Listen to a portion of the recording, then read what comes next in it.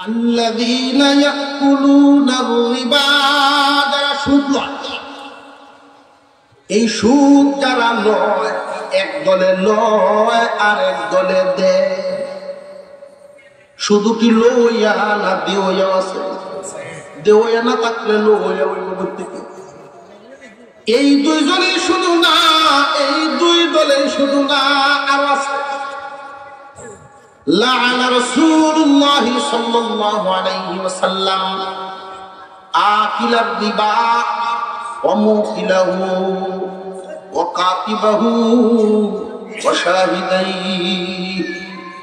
চার দল আল্লাহর রাসূল লানত করেছেন সুদের সাথে জড়িত চার দলকে। আজকে একটা বিষয় নিয়ে আলোচনা করব।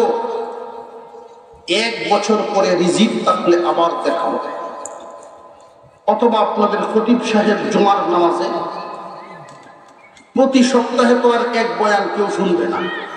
খতিব সাহেবের চাকরিও দেখবে, কারণ আমরা চাকরি এত সহজ, বউ ছাড়লে তো তিনটে লাগে, আমরা তো এক কথাই শেষ। যদি কয়ে যান শেষ, এক তালাকে আমাদের শেষ।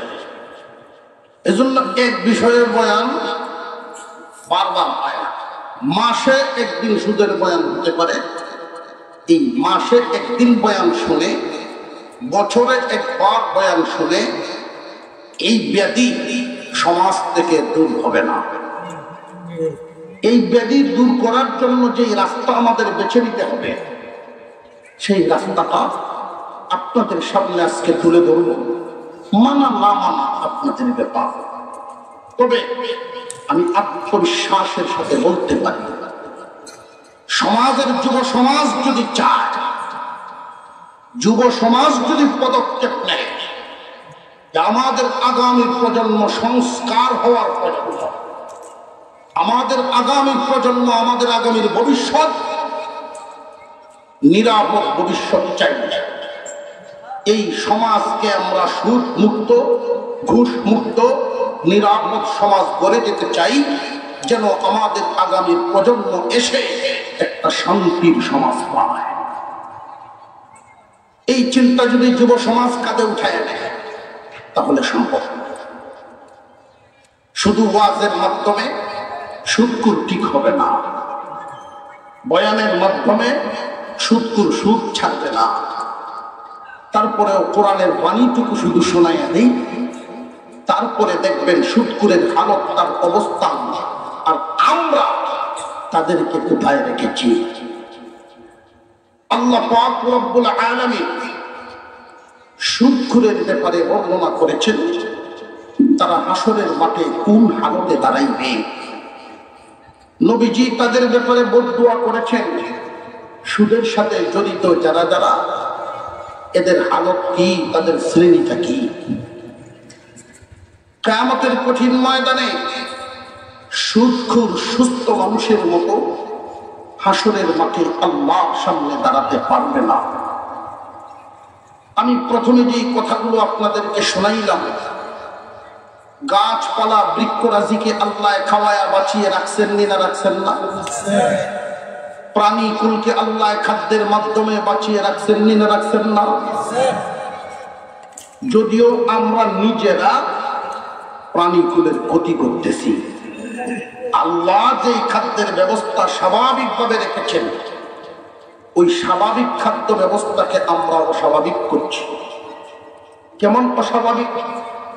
একটা মাছ স্বাভাবিক খাদ্যকে যে কয়েকদিনে বড় হওয়ার কথা, আমাদের নিজের স্বার্থের কারণে এর চাইতে কম দিনে কোন পদ্ধতিতে ডাবল বড় করা যায়, এর চাইতে কম দিনে স্বাভাবিক নিয়মে 1 মাস 2 মাস 3 মাসে একটা মাছ যতটুকু বড় হওয়ার কথা, আমরা চাই 15 দিনে এর চাইতে বেশি বড় করতে। এজন্য খাদ্যের অবস্থাটাও আমরা বিষাক্ত পয়জন ঢুকিয়ে দিই। লক্ষ্য করে দেখবেন, গরু, ছাগল এগুলো মরার পরে আমাদের এই দেশে এক ধরনের প্রাণী আসতো, শকুন পাখি। এই শকুন পাখি এসে গরুগুলো খাইতো, মরা গরু খেয়ে। এখন আর সেই পাখিগুলো আমাদের নজরে পড়ে না। কেন পড়ে না? আমাদের সমাজ, আমাদের পরিবেশ আমরা নষ্ট করে ফেলছি। জেনে রাখবেন, সৃষ্টির সেবা আপনি যতদিন করবেন স্রষ্টার দয়া ততদিন পাবেন। সৃষ্টির সেবা বন্ধ করে দিবেন, স্রষ্টার দয়াও বন্ধ হয়ে যাবে। সৃষ্টির সেবা শুধু মানুষকে খাদ্য খাওয়ানো তা না। একটা গাছ লাগালেন, অক্সিজেন বৃদ্ধির কারণে সৃষ্টির সেবক হয়ে গেলেন। একটা ময়লা সাফ করলেন, দুর্গন্ধ দূর করার কারণে সৃষ্টির সেবক হয়ে গেলেন। রাস্তায় কোনো একটা মরা প্রাণী দেখলেন, কার মাথা ব্যথা কেউ ফিরে চায় না। কেউ যদি নিজ উদ্যোগে এই কাজটা করেন, মাটির নিচে দাফন করলেন, দুর্গন্ধ পরিবেশ মুক্ত করলেন, এই পরিমাণ স্বর্ণ সৎকার করার সওয়াব হবে। আমরা পরিবেশকে যদি সাহায্য করতে পারি, মানুষের কল্যাণ। আমরা শুধু দেখি কি, শুধু দান কয়রা কি মানুষের কল্যাণ? না না, পরিবেশকে সুন্দর রাখার কাজ, ভূমিকা রাখা, ওইটাও মানুষের কল্যাণ। আল্লাহ পাক রব্বুল আলামিনের আসমানি গজব কখন আসে? মানুষ জুলুম করতে করতে, জুলুমের যত ধারা, জুলুমের যত লাইন, এর মধ্যে প্রাণীর উপরে জুলুম করা, প্রাণীকুলের উপরে জুলুম করাও আল্লাহ নারাজ। কারণ পরিবেশ নষ্ট হয়ে যায়। বর্তমান সময়ে আমরা ওই প্রাণীদের দিকে যদি তাকাই, আল্লাহ স্বাভাবিকভাবেই এদের খাদ্যের ব্যবস্থা, খাদ্য রেখেছেন, খাওয়ায়া পাঠাইয়াও রাখছেন। শুধু আমরা মানুষ, প্রাণীর পেটের চাইতে মানুষের পেটটা বড় না, অনেক ছোট। একটা গরুর পেটের চাইতে মানুষের পেট কি বড় না ছোট? এই আধা পেট ভরার জন্য একটা মানুষের সুদ খাইতে হয় না, ঘুষ খাইতে হয় না। আল্লাহ হালাল যা রেখেছেন, হালাল দ্বারাই জীবন পার করা তার দ্বারাই সম্ভব। মানুষ হারাম দিকে পা বাড়ায় কেন? কখন? তার স্বপ্ন পা রঙিন চশমা লাগায় যখন। দুনিয়া লাগবে, দুনিয়া লাগবে, বড় হইতে হবে, এই স্বপ্ন যখন দেখা শুরু করে, তখনই মানুষটা অন্যায় পথে রওনা দেওয়া শুরু করে। আল্লাহ পাক এদের ব্যাপারেই বলেন, আল্লাযীনা ইয়াকুলুনার রিবা লা ইয়াকুমুনা ইল্লা কামা ইয়াকুমুল্লাযী ইয়াতাখাব্বাতুহুশ শাইতানু মিনাল মাস ذلك بأنهم قالوا إنما البيع مثل الربا وأحل الله البيع وحرم الربا فمن جاءه موعظة من ربه فانتهى فله ما سلف وأمره إلى الله ومن عاد فأولئك أصحاب النار هم فيها خالدون। কিয়ামতের কঠিন ময়দান আমাদের সামনে আছে না নাই? কারোর কোন সন্দেহ আসেনি? জবাবে বোঝা যায় সন্দেহ। হাসরের মাঠ যে আছে, কোন সন্দেহ আসেনি? কিয়ামতের দিন এক একজন মানুষ দাঁড়াবে, তাদের এক এক ধরনের রূপ হবে। নেককারদের ব্যাপারেও বর্ণনা আছে হাদিসে, যেমন যারা মুয়াজ্জিন হন, মসজিদে আযান দেয়, আল্লাহকে খুশি করার জন্য কোন মানুষ যখন মসজিদের মুয়াজ্জিনি করে, এই যে দায়িত্ব তার কাঁধে উঠায় নিলেন, কিয়ামতের কঠিন ময়দানে আল্লাহ তার কাঁধ উঁচা করে দিবেন, উঁচা করে দিবেন। কিয়ামতের ময়দানে মুয়াজ্জিন হাসরের মাঠে দাঁড়াবে, কাঁধ উঁচা থাকবে, হাসরবাসীরা জিজ্ঞাসা করবে কাক উঠা কেন এই মানুষটারে সম্মানী লাগে, উঠা লাগে। ফেরেশতারা জানায় দিবেন তারা হলেন দুনিয়ার মুয়াজ্জিনগণ। আল্লাহ পাক রব্বুল আলামিন তোমার সাধারণ মানুষের কাপ থেকে তাদের কাপ উঁচা করে রেখেছেন, তাদের মাথা উঁচা করে রেখেছেন। পক্ষান্তরে সুদখোরেরা লাগে দাঁড়াবে, গুনাহগারদের নেককারদের বিভিন্ন সুরত হবে। যারা একাধিক সংসার করে কিন্তু বউ দুইজনের সাথে সমান আচরণ করে না, বন্টন সমান করে না, আগের যে বুড়িটা ওইটার দিকে তাকায়ও না, খালি নয়া জন লয়া দৌড়ে, এমন ভাবলি বসে। কিয়ামতের কঠিন ময়দানে বিকলাঙ্গ প্যারালাইসিসের রোগী এক সাইড নাই, এইরকম ওইয়া দাঁড়াইব হাসরের মাঠে। ফেরেশতারা জিজ্ঞাসা করবে এমন হালত কেন? আল্লাহর ফেরেশতারা জবাব দিবে ওই মানুষগুলো দুনিয়ার জমিনের অন্যায়কারী কেমন? এক বিবি নিয়ে বেশি সময় দিত, আরেক বিবিরে ঠকাইত। হালত দেখেই আলামত দেখেই বোঝা যাবে। এইরকম ভাবে নেককার বদকার আলামত নিয়ে হাসরের মাঠে দাঁড়াবে। সুদখোরদের আলামতটা কি হবে? আল্লাহ উল্লেখ করে দিলেন, আল্লাযীনা ইয়াকুলুনা রিবা, যারা সুদ খায়। এইখানে ইয়াকুলুনার অর্থ হলো ইয়াকুলুনা। অনেক মানুষ হয়তো চালাকি করে বলতে পারবে আমি সুদের টাকা বড় বাজার করতাম না, খাওয়ার চড়াইতাম না, সুদের টাকা দিয়ে ঘর বানাই নাইমো, সুদের টাকা দিয়ে গাড়ি কিনে নাইমো, সুদের টাকা দিয়ে জায়গা কিনে নাইমো। এই জন্য আল্লাহ বুঝাইয়া দিলেন খায় তো মানুষে পরে, লয় আগে খায় পরে। আল্লাযীনা ইয়াকুলুনা রিবা, যারা সুদ লয়। এই সুদ যারা লয়, এক দলে লয় আর এক দলে দেয়। শুধু কি লইয়া না দেওয়া আছে? দেওয়া না থাকলে লইয়া ওই থেকে। এই দুইজনই শুধু না, এই দুই দলে শুধু না, আরো আছে।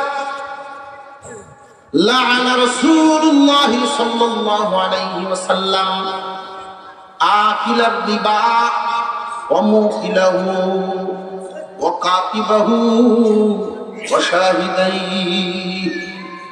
চার দল আল্লাহর রাসূল লানত করেছেন সুদের সাথে জড়িত চার দলকে।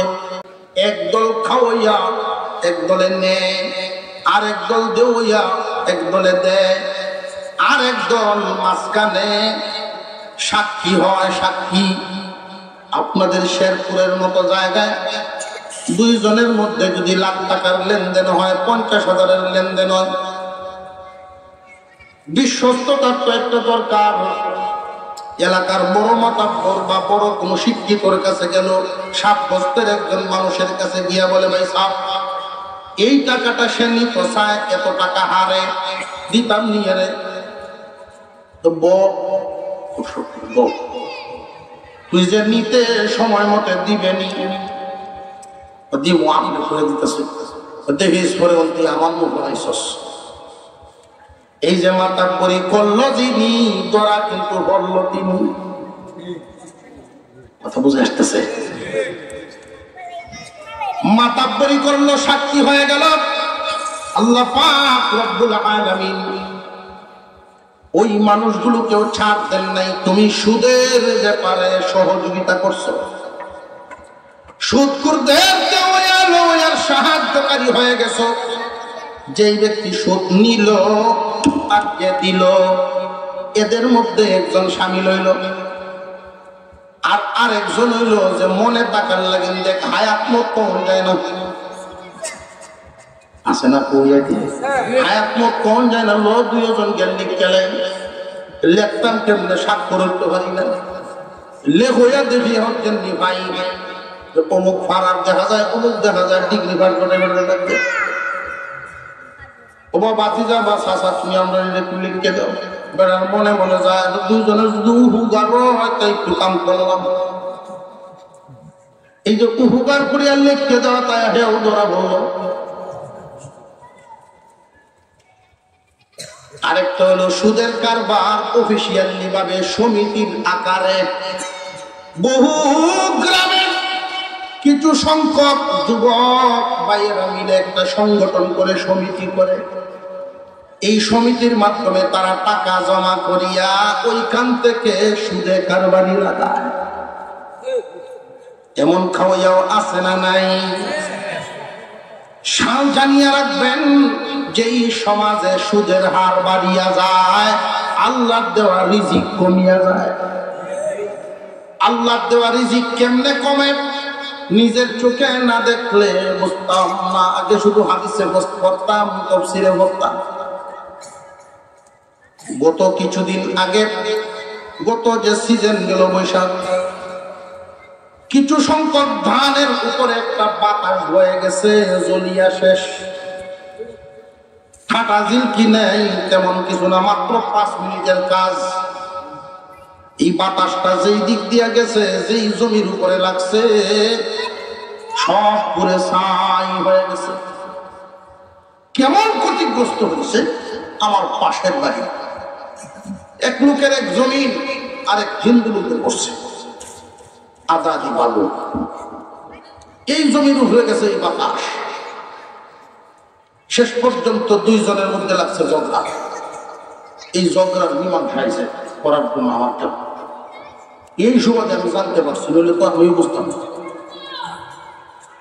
হিন্দু লোকে কয় আমার কোনো দাবি নাই, যা কষ্ট গেল যা খরচ গেল আমার কোনো দাবি নাই, তোমার কে বন্ধু চলে কয় না আমার দান দেওয়া লাগতো, তুই খেটে সাপ খুলে দিতে। আমার সন্দেহ হলো কি রে ব্যাপার, না জানি এর দশাটা কি হিসাবে একটু দেখি। আসরের নামাজের পরে খবরের দিকে গেলাম, পাশে আমারও একটা জমি, গিয়ে দেখি এই জমিটার হালত, ধান গাছ ঠিকই দাঁড়ানো আছে, ধানও আছে, কিন্তু ভিতরে চাউল নাই, পুরে ছাই সাদা আছে সব। আমার বুঝে আসছে আল্লাহর গজব। বন্যার মাধ্যমে বলেন, বাতাস তুফানের মাধ্যমে বলেন, শিলার মাধ্যমে বলেন, সুদের কারবার তোমরা বাড়াইয়া দিবা, আল্লাহর দেওয়া আসমানি সাহায্য আল্লাহ কমাইয়া দিবেন।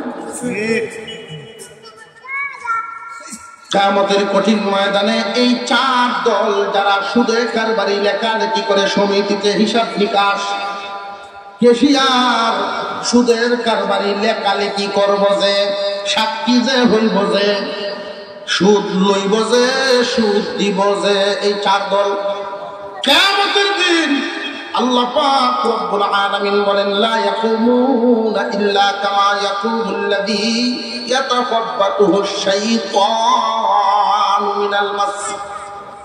জিনে ধরা রোগীর মতো, শয়তানে ধরা রোগের মতো, ভূতে ধরা রোগীর মতো এমন রোগী আছে না নাই? পাগল।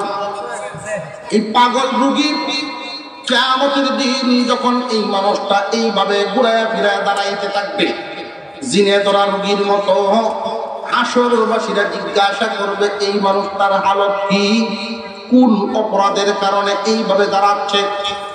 আল্লাহর ফেরেশতারা জানায় দিবে এই মানুষটা দুনিয়ার জমিনের ছিল সুদে কারবারির সাথে, হয়তো লেখইয়া, নইলে সাক্ষী, আর নইলে লইয়া, নইলে সে দেওয়া। এই 4 জনের কোন একজন এইভাবে যখন দাঁড়াবে, আল্লাহর ফেরেশতারা পরিচয় করায়া দিবে এই মানুষটা হাসরের মাঠে এই হালতে কেন দাঁড়াইল, কারণটাও আল্লাহ উল্লেখ করে দিলেন। কি কারণ? এই মানুষগুলো যখন দুনিয়াতে সুদের বিরুদ্ধে বয়ান শুনত, সুদের ওয়াজ শোনার পর তারা 2-4 জন একসাথে বৈশা বা নিজে নিজেও চিন্তা করত, যালিকা বিআন্নাহুম ক্বালু ইন্নামাল বাইউ মিসলুর রিবা ওয়া আহাল্লাল্লাহুল বাই'a ওয়া হারামার রিবা। আল্লাহ বলেন এই মানুষগুলো দুনিয়ার জমিনে সুদটাকে, সুদের কারবারকে তারা ব্যবসার সাথে তুলনা করত, ব্যবসার সাথে তুলনা করত, যুক্তি পেশ করত, যুক্তি, যেই যুক্তি দিয়া ধ্বংস হইয়াছিল শয়তান। তারা যুক্তি কি দেয়? যে শেরপুর বাজারে একজন ব্যবসায়ী 5 লাখ টাকা খাটাইয়া মালপত্র উঠালো, বেচা কিনার মাধ্যমে লাভ আছে না নাই? টাকা কাটাইয়া জিনিস বিক্রি করে সে লাভ করে, আর আমরা না হয় সরাসরি করে নাই। যুক্তি দেয় যে হুজুররা যে ওয়াজ করে ডাইরেক্ট খাওয়ান যায়, কোনো ঘুরাইয়া খাইলে বুঝি যায়। এই যুক্তিতে ওই আছে না নাই? কিয়ামতের কঠিন ময়দানে আল্লাহ পাক উল্লেখ করে দিলেন এই মানুষগুলোর অপরাধটা কি ছিল। জাহান্নামে তো জ্বলবে, ভালো কথা। পাগল হয়ে উঠলো কেন? পাগল হইয়া উঠার কারণ হলো ওই মানুষগুলো হালাল রে হারামের সাথে তুলনা করত। ব্যবসা হইল হালাল, সুদ হইল হারাম। ব্যবসা হইল হালাল, সুদটা হইল হারাম। এই হারাম রে হালালের সাথে তুলনা করার কারণে যেই মানুষটা মঙ্গলবারকে শুক্রবার কয়, লোকটাকে সুস্থ না পাগল। যেই মানুষটা দুনিয়ার জন্য পাগল হয়ে যায়, হাত পেট ভরার জন্য কোনো মানুষের সুদ খাওয়া লাগে না। দুনিয়ার জমিনে মানুষ সুদখোর হয় তখন, দুনিয়ার পাগল হয় যখন।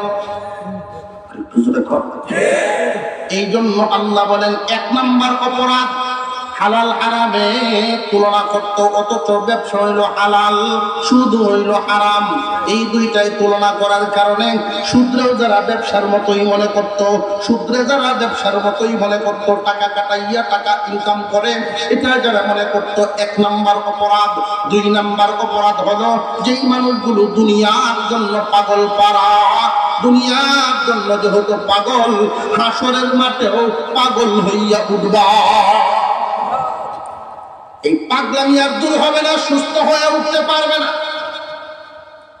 সুদখোরদের মধ্যে হবে 2 দল।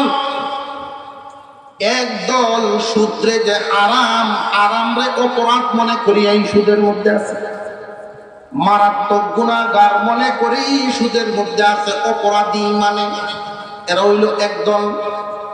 আল্লাহর কোরআনের আয়াত, কুরআনুল কারীমের আয়াত, কোরআনের ওয়াজ যখন তার কানে আসে, হয়তোবা অতীতে ঘটে গেছে, আর জীবনে ঘটবে না, তওবা করে ফেলে।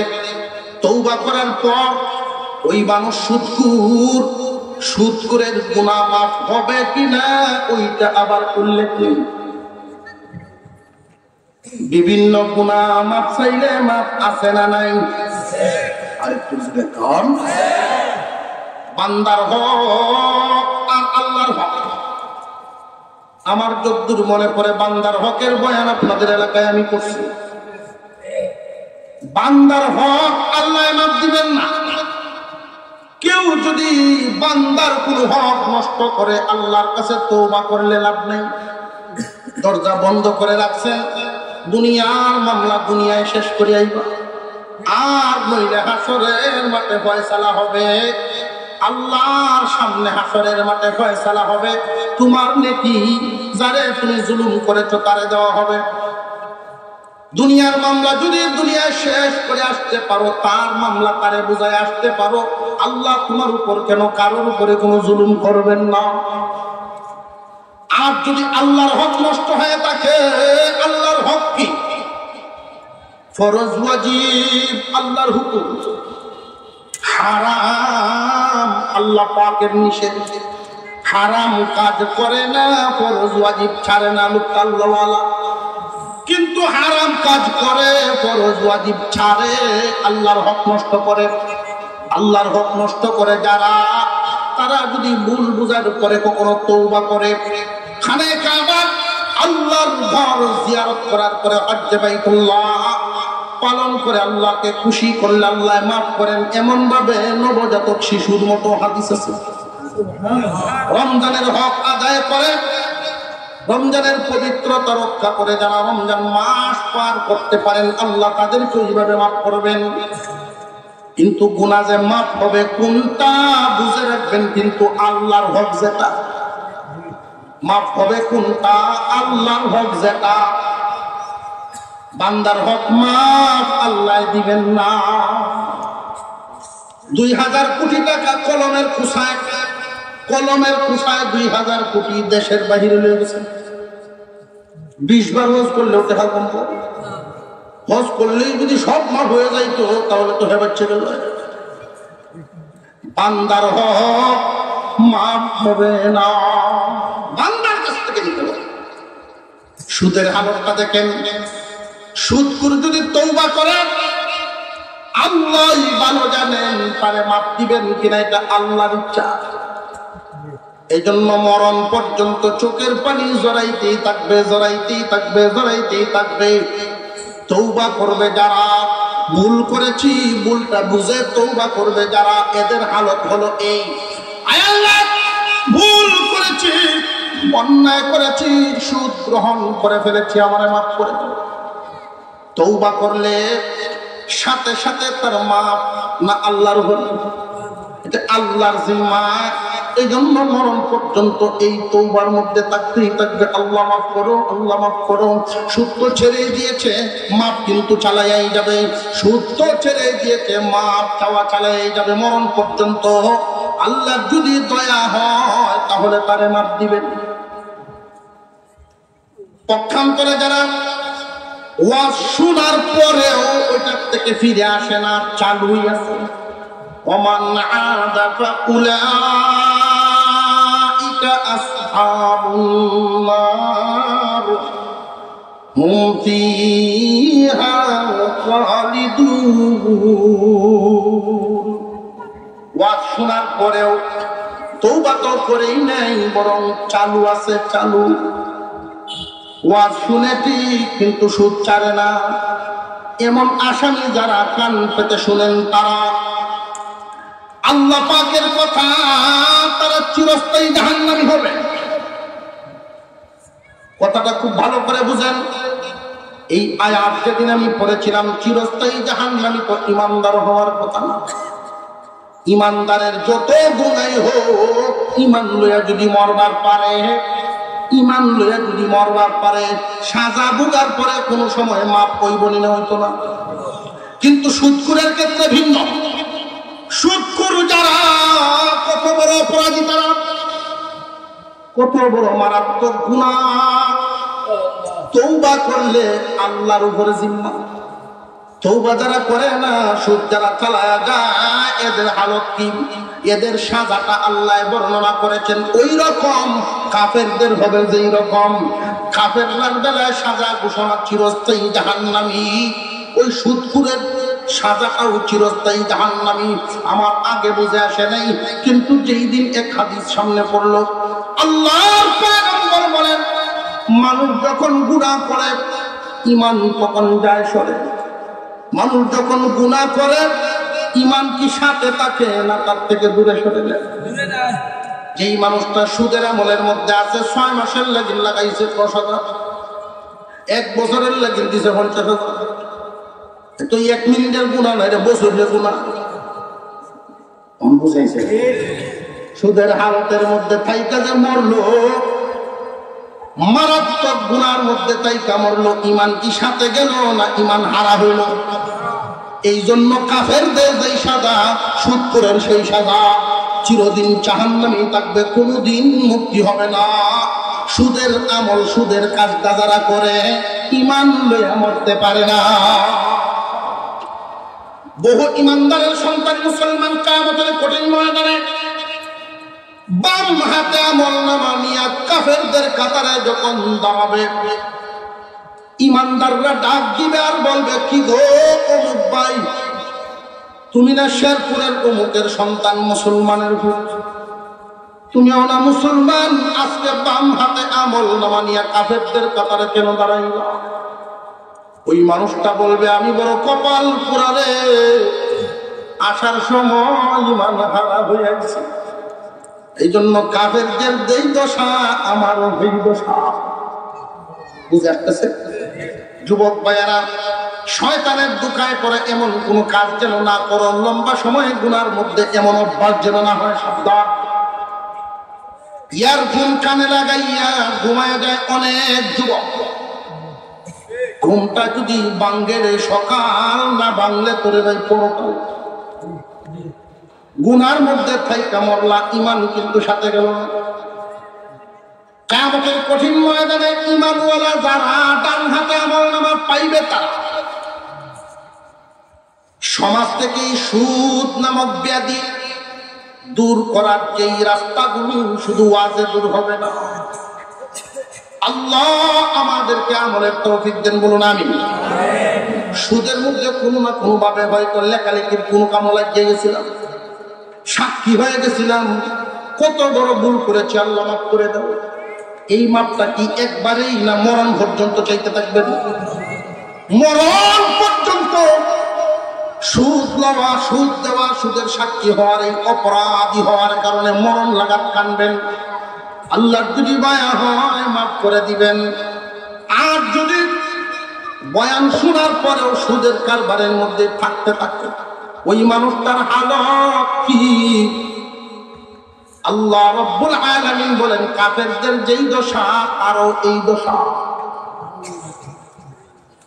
নবীজির হাদিস হুজুর আকরাম সাল্লাল্লাহু আলাইহি ওয়াসাল্লাম বর্ণনা করেন, দুনিয়ার মানুষ সুদের স্তর এক বর্ণনায় 99, আর এক বর্ণনায় 70টা।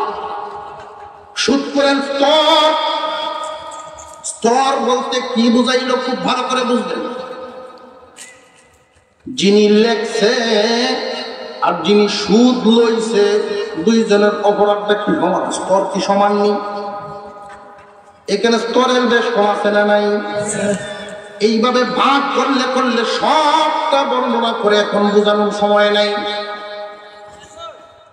70টা স্তর সুদ করে। সর্বোচ্চ স্তর কোনটা, সর্বনিম্ন স্তর কোনটা, এই দুইটা শুধু আপনাদের সামনে বলে দেব। সুদ যদি সমাজ থেকে দূর করতে হয়, যুবক ভাইয়েরা কান থেকে শোনো, শুধু ওয়াজের মাধ্যমে না, তোমাদের দায়িত্বের মাধ্যমে। কোনো একটা মাঠে যদি ময়লার পরিমাণ বেশি হয়, গাছের পাতা, গাছপালার পাতা বেশি হয়, ওইখানে বাতাস আর ফু দিলে পরিষ্কার হবে না, ঝাড়ু লাগাইতে হবে। সমাজে সুদখোরের সংখ্যা এত পরিমাণ বেড়েছে, তোমাদের মতো নৌজওয়ানদের হাতের ঝাড়ু ছাড়া এই ময়লা দূর হবে না। ঝাড়ু করাটা কেমনে দিবেন? আমরা সামাজিক কর্মকাণ্ড, সমাজের সাজানো গুছানো, সমাজ পরিচালনা বেইনসাফি পরিচালনা করছি, যে কারণে ইনসাফ কায়েম হয় না। আমরাই করছি বেইনসাফি, আবার আশা করছি ইনসাফের। মনে করেন কোন একজন মানুষ একটা আম গাছ লাগাইছে, বড় আমার ঘরে বিবি সব বলে আমের তো একটা বাগানই আছে, আম গাছ লাগাইতে কাঁঠাল গাছ লাগাইছে ভালো জাতের দিকে, আমার ভুল হয়ে গেছি। আচ্ছা তুমি চিন্তা করো না, যেই আল্লাহ আম দেন সেই আল্লাহ কাঁঠাল দেন। আমি কইতেছি গেল তো সর্বদা এইরকম ভোর প্রতি রাতে নতুন কাপড় চাপড় ইন্ডিয়া, নতুন জায়নামাজ লইয়া হাজারি এক তসবিহ করছে।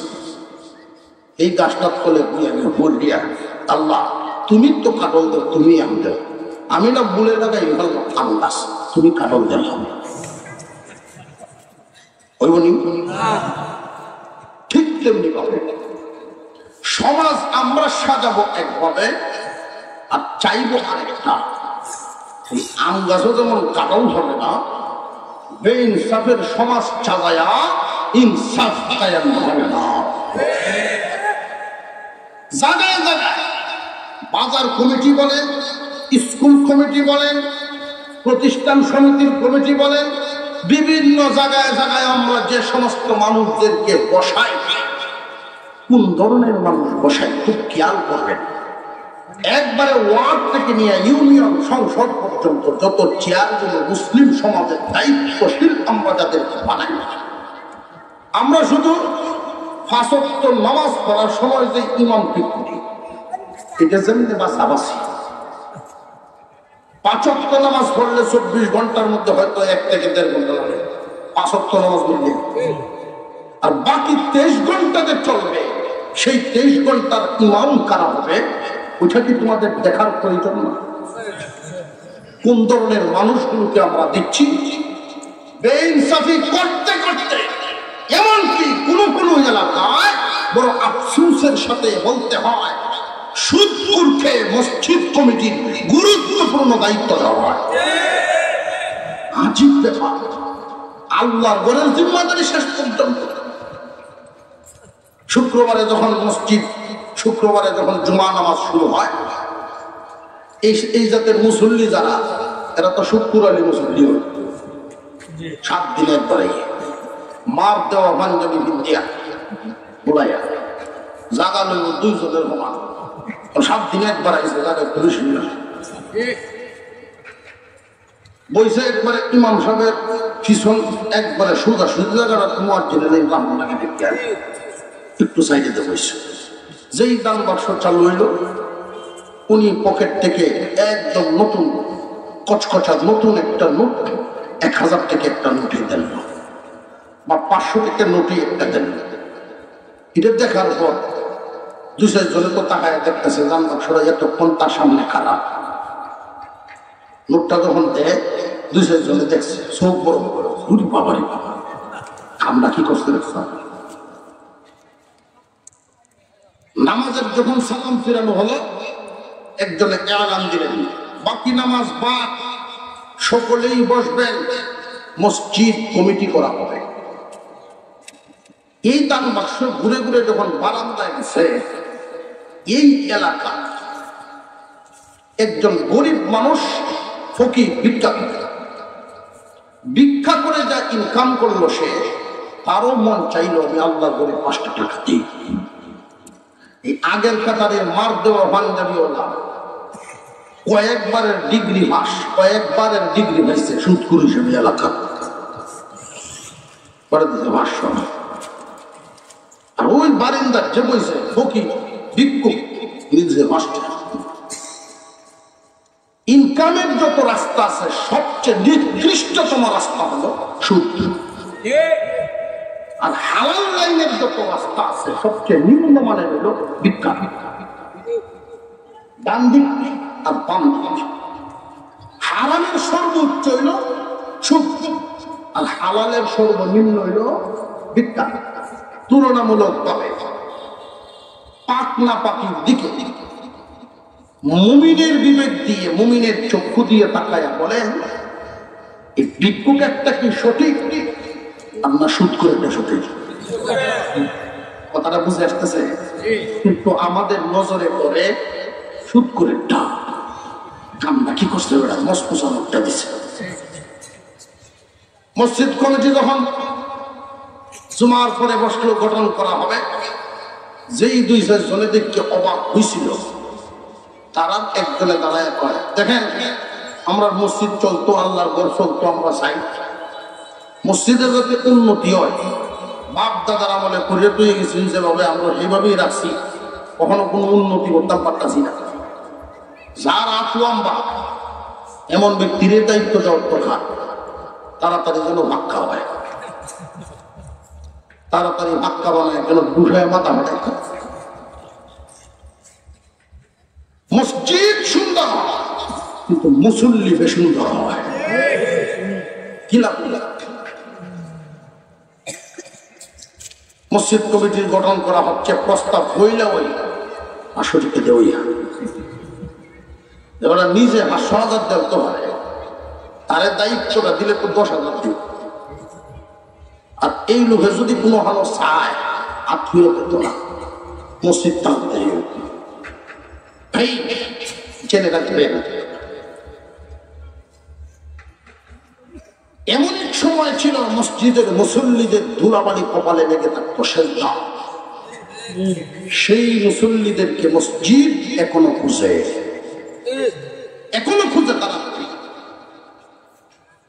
সুদের পয়সা বলে আগের কাতারের মুসল্লি এমন আছে,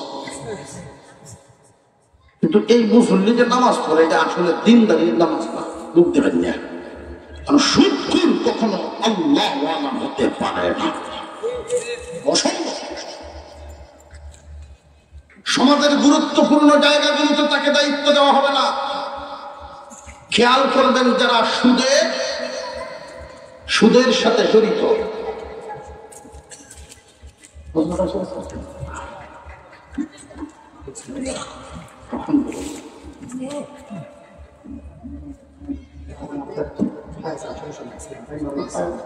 আপনাদেরকে অবগতির জন্য জানাচ্ছি যে আমাদের হযরত সকলের আকাঙ্ক্ষিত, সকলের প্রিয় ব্যক্তিত্ব হযরতুল আল্লামা হযরত মাওলানা ইউসুফ বিন ইকবাল সাহেব হযরত হাজির হয়ে গেছেন। বলেন না আলহামদুলিল্লাহ। জামদি মেরে তাকে বলতো সকলেই বলি আলহামদুলিল্লাহ। হযরত যেহেতু উপস্থিত হয়ে গেছে, হযরতের অত সময়ের মূল্যায়ন করতে হবে। এই জন্য আজকের জন্য এশার নামাজের সময়টা 8:15 নেওয়া হয়েছে। আপনার কোনো অসুবিধা নেই তো? আমি 5 মিনিটের মধ্যে যে বিষয়টা খোলাসা করতে যাচ্ছি, হযরতের কাছ থেকে একটু সময়টা চেয়ে নিলাম। আমরা সুদখোর যদি সমাজ থেকে বিতাড়িত করতে হয়, এই একদিন ওয়াজ হতো না। যুব সমাজকে বলছি, কান পেতে শুনে রাখেন, ময়লা বেশি ঝাড়ু লাগবে। বুঝে আসতেছে? ময়লা বেশি ঝাড়ু লাগবে। আমি মুসলমান, সেও মুসলমান। দেখতে হবে সে যদি সুদখোর হয়ে থাকে, সর্বনিম্ন স্তর, সুদখোরের সর্বনিম্ন স্তর আপন মার সাথে জিনাকারী সমান। এবার বলেন, এমন কোন সভ্য সমাজ কি আছে নাকি আপন মায়ের সাথে এমন অপকর্মকারীকে সমাজে জায়গা দিবে? এমন কোন সভ্য সমাজ আমার মনে হয় না যে এই সমাজে তারে দূরের কথা সমাজেই জায়গা দিবে। আমরা প্রত্যেক কোন বিবেকে কোন জায়গায় কোন কাগজের পাতায় এদেরকে নাম দেওয়া যাবে না, গুরুত্বপূর্ণ চেয়ার এদেরকে দেওয়া যাবে না। অমুক বয়ের চরিত্র ফুলের মতো পবিত্র কইয়া বয়া দিলেন চেয়ার। গাদা বিল্ডিং এর সাদলে করছে, গাদার এনে করছে বিল্ডিং এর সাদল। এখন তো গাদা নামতে চায় না, কারণ সবুজ সমল দৃশ্য দেখিয়া তার ভালো লাগে। মালিকের টানে মালিকের মাসে 2 লাখ ঠিক, মালিক নিজে লাগবে। ডাক্তার ডাকে বলে কিছুক্ষণ করে দেখা যায় গাদা লাভ দিলে সাপ ফলায় মালিক আবার গিয়ে উঠছে, আবার তখন গেছে পায়ে তো ব্যথা হয়েছে, আঘাত করিয়া পা দিয়ে আবার জুড়ে লাভ দিতেছে। এখন আর শির লাগছে না, মালিক ডাইরেক্ট করেছে, পাও ভাঙছে, সাপ ভাঙছে, গাদ ভাঙছে, গাদাও ব্যথা হইল, ছাদও নষ্ট হইল, মালিকও নষ্ট হইল। অযোগ্য লোককে যোগ্যতার চেয়ারে দিবে, অযোগ্য সে নিজেও নষ্ট হইব, চেয়ারটাও নষ্ট করব, যারা বসাইল টাকাও নষ্ট করব। এই সমস্ত মানুষদের ক্ষেত্রে আমাদের ভূমিকা হবে সর্বনিম্ন স্তর মার সাথে জেনাকারীর সমান একটা জায়গা, সর্বোচ্চ স্তর আল্লাহ এবং রসুলের বিরুদ্ধে যুদ্ধ ঘোষণা করে। আল্লাহ এবং রসুলের সাথে যে যুদ্ধ করে তার সাথে আমার সম্পর্ক হয় কি করে? এমন ব্যক্তিদের ক্ষেত্রে আমাদের ভূমিকা হবে, হয়তো তুমি সর্বনিম্ন মার সাথে জেনাকারীর সমান, এমন চরিত্রহীন এমন নিম্নমানের ব্যক্তির সাথে আমার সম্পর্ক থাকতে পারে না। আর নইলে তুমি বেঈমান কাফেরদের মতো আল্লাহ এবং রাসূলের বিরুদ্ধাচরণকারী, তোমার সাথে সম্পর্ক হতে পারে না। তোমার ছাদের নিচে সুদের টাকা, ঘুষের টাকা, এই ছাদের নিচে আমি মুসলমান বসবো না, তার কোন অনুষ্ঠানে আমি যাব না, আমার কোন অনুষ্ঠানে তাকে দাওয়াত দিব না। সামাজিক ভাবে যদি এদেরকে বয়কট করা না হয়, এই কাজ থেকে তারা ফিরবে না। চেয়ারও আছে, সম্মানও আছে, বিয়ের কাজটা সবার আগে তার বাড়ির চাই। সুদ সাত সামাজিক ভাবে যদি এদেরকে বয়কট করা না যায়, ঘৃণা করা না যায়, সমাজ থেকে সুদ ঘুষ দূর হবে না, সমাজ পরিষ্কার হবে না, আগামী প্রজন্ম আমাদের সুস্থ সমাজ পাবে না। আল্লাহ যেন আমাদেরকে আমলের তৌফিক দান করেন, বলুন আমিন। ওয়া আখিরু দাওয়ানা।